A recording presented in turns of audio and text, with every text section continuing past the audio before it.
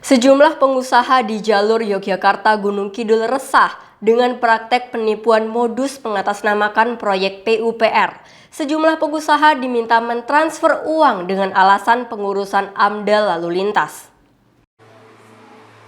Kasus penipuan mengatasnamakan proyek PUPR memakan korban sejumlah pengusaha, terutama di jalur utama Yogyakarta Gunung Kidul. Sejumlah pengusaha dihubungi oleh seseorang yang mengatasnamakan petugas PUPR melalui sambungan pesawat telepon. Pelaku menerangkan jika ada proyek pelebaran dan pembatas jalan, serta meminta pengusaha restoran dan hotel dimintai mengurus administrasi. Pelaku meminta pengusaha mengurus AMDAL lalin bernilai Rp1.700.000 hingga Rp2 juta. Usai berkomunikasi, para pengusaha yang percaya langsung mentransfer uang ke nomor rekening tertentu, kemudian nomor ponsel diblokir. Para pengusaha yang sadar menjadi korban penipuan, kemudian melakukan cross-check dan mengetahui jika proyek tersebut tidak ada. Seperti yang dialami oleh Warsidi, seorang pengusaha restoran Sri Ratu yang mengaku telah tertipu sebesar Rp1,7 juta. Dirinya percaya terhadap penelepon karena bisa menjelaskan secara detail proyek, namun pihaknya tidak melakukan cross-check ulang.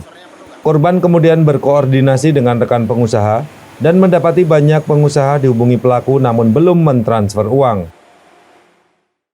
Namakan dari Kementerian PUPR karena di depan ini kan jalan nasional. Jadi mereka berencana punya program untuk pasang jalan ini dibagi dua, jadi dipasangkan sin tengah gitu. Nah, dan pelebaran jalan kanan kiri 1 meter 1 meteran gitu.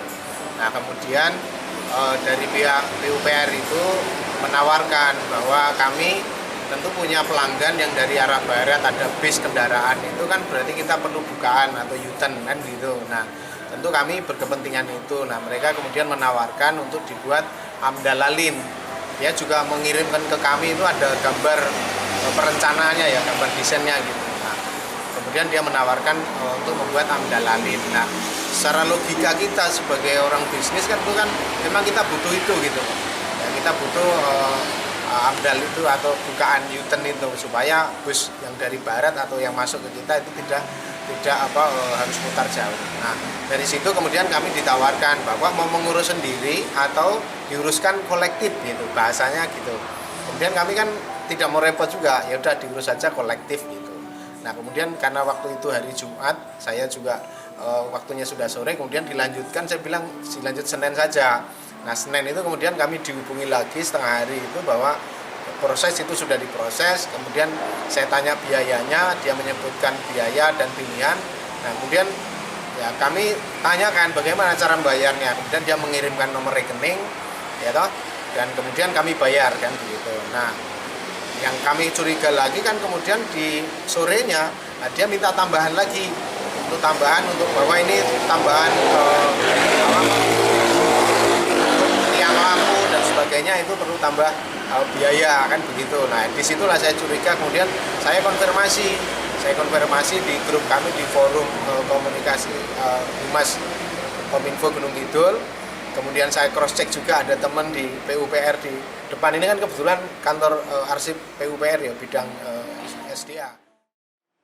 Sementara itu, korban penipuan hingga kini belum melaporkan tindak penipuan tersebut ke kantor polisi secara resmi.